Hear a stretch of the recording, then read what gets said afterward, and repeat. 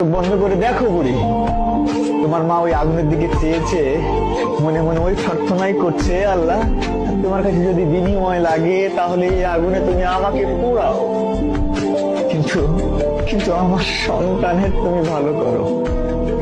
আমার সন্তান যেন খুশি থাকে, ভালো থাকে, যে কাজে তারা আছে সেই কাজের জন্য তারা যেন সফলতা পায়। আর তুমি কি করছো? তুমি এখানে এসে খুবই আরামে আরামে দিন পার করছো গো। ও মেয়ে, তোমার কি বিবেক আছে?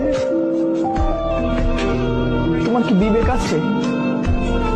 তুমি কি একবারও তাদের এই কন্ট্রিবিউশনটাকে সামনে আনতে পেরেছো? কি বাবাকে ফোন দিতে চাইলা না? বাবার হার্ট অ্যাটাক করবে, ওই অনুভূতি তো আছে যে তোমার নিউজ, খারাপ নিউজ পেলে বাবা হার্ট অ্যাটাক করতে পারে। তাহলে কতটা যন্ত্রণা পেলে একটা মানুষ কলাপস করতে পারে, এই অনুভূতি আছে। কিন্তু নিজেকে সিরিয়াস করা যায় না যে 100% আমি আমাকে সম্পৃক্ত রাখলাম, এখন থেকে কোনোভাবেই এলোমেলো ভাবে সময় নষ্ট করবো না।